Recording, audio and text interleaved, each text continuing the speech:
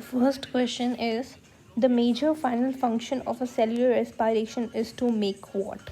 तो हमें पता है कि रेस्पिरेशन में क्या होता है, ग्लूकोज रिएक्ट करता है ऑक्सीजन के साथ to form water and carbon dioxide, और हमारे पास बहुत सारी एनर्जी निकलती है, एनर्जी निकलती है. So the major and the final function of cellular respiration is to make ATP.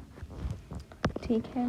फिर है, each chemical reaction in cellular respiration requires what. तो आपको सेल्यूलर रेस्पिरेशन के अंदर हर चीज़ के अंदर एक पर्टिकुलर एंजाइम की ज़रूरत होती है.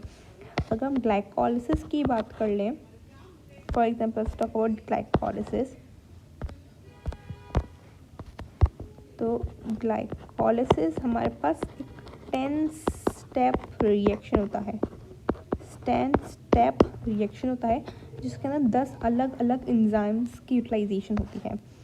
तो मतलब इससे अपन लगा सकते हैं कि रेस्पिरेशन के लिए हमें अलग अलग एंजाइम्स की ज़रूरत होती है. फिर है, which process needs oxygen. Oxygen किस प्रोसेस में ज़रूरत होती है रेस्पिरेशन के अंदर. तो ऑक्सीजन बेसिकली हमें इलेक्ट्रॉन ट्रांसपोर्ट चेन करना ज़रूरत होती है. जब ऑक्सीजन बेसिकली अपने इलेक्ट्रॉन और प्रोटॉन को एक्सेप्ट करके वाटर की फॉर्मेशन करता है, तो हमारे पास ऑक्सीजन हमें इलेक्ट्रॉन ट्रांसपोर्ट चेन में ज़रूरत होती है. फिर है, the net product of non cyclic electron flow in photosynthesis is what. Non cyclic electron flow in photosynthesis, इसका मतलब ये है कि जब हमारे पास अब दो तरह की फ्लो होते हैं, एक होता है साइक्लिक, एक होता है नॉन साइक्लिक. जब हम नॉन साइक्लिक की बात करते हैं तो उसके अंदर हमारे पास PSI 1 एंड 2 दोनों ही यूटिलाइज होते हैं, लेकिन साइक्लिक में सिर्फ 1 यूटिलाइज होता है. तो नॉन साइक्लिक की बात की तो यहाँ पे बेसिकली हमारे पास ATP की फॉर्मेशन भी होगी, NADPH2 भी बनेगा और ऑक्सीजन भी बनेगा. लेकिन जब हम साइक्लिक की बात करते हैं तो सिर्फ और सिर्फ हमारे पास फॉर्मेशन होती है ATP की. हमारे पास वाटर भी नहीं हमारे पास ऑक्सीजन भी नहीं बनता और ना ही NADPH2 बनता है. तो हम यहाँ पे लिखेंगे ऑल ऑफ दिस. ठीक है. फिर मतलब बोलते हैं विच इज़ नॉट फोटोसिंथेटिक. इसमें फोटोसिंथेटिक कौन सा नहीं है, तो इसमें मशरूम्स आर नॉट फोटोसिंथेटिक. फिर है, heterotrophs gets energy from what. So heterotroph gets energy from organic. Heterotrophs में हम एनिमल्स के, ह्यूमन बींग्स को भी कंसिडर कर सकते हो. तो हम बेसिकली टेक ऑर्गेनिक फूड. हम लीव्स खा रहे होते हैं, अगर हम वेजिटेरियन हैं तो we'll probably have the green vegetables वगैरह. तो उनके अंदर होती है हमारे पास ग्लूकोज वगैरह होता है. So that's basically organic. ठीक है. तो हम बोलेंगे कि ग्लूकोज जो इनटेक करते हैं, so they intake organic material. फिर है, wavelengths which are least absorb by chlorophyll is. तो क्लोरोफिल मेनली एब्जॉर्ब करता है रेड और ब्लू लाइट को.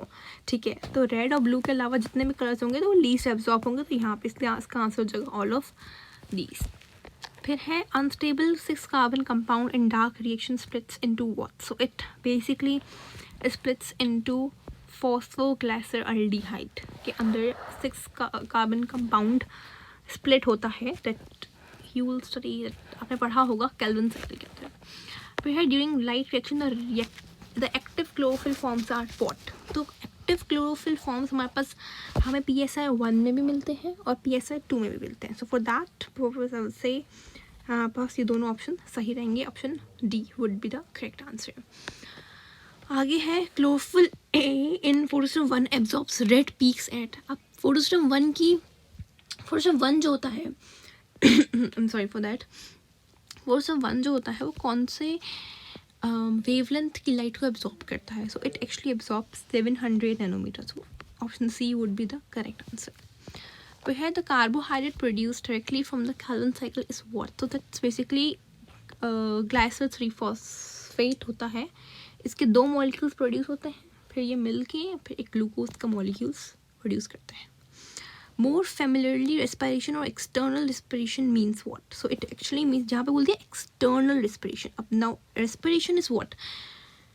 Basically एक फ़र्क होता है breathing और respiration में. Breathing is just your intake and like it's just the exchange of gases. Like when you inhale oxygen and you exhale carbon dioxide, that's breathing. तो उसको हम एक्सटर्नल रेस्पिरेशन भी बोल सकते हैं. तो अगर हम एक्सटर्नल रेस्पिरेशन की बात करें तो it's just the exchange of respiratory gases, जिसके अंदर we basically we exhale carbon dioxide and we inhale oxygen. ठीक है. Then NADH and FAD collectively yield what. If you study तो NADH बेसिकली करता है 3 ATP. ठीक है. लेकिन FADH भी करता है 2 ATP. लेकिन यहाँ पे अभी क्या लिखा हुआ है इन्होंने, they have basically FAD only, so it means it will only yield 3 ATPs. ठीक है. So I hope these near peer MDCAT biology MCQs are clear to you. I'll be also uploading the next part of this video as well. Thank you for watching.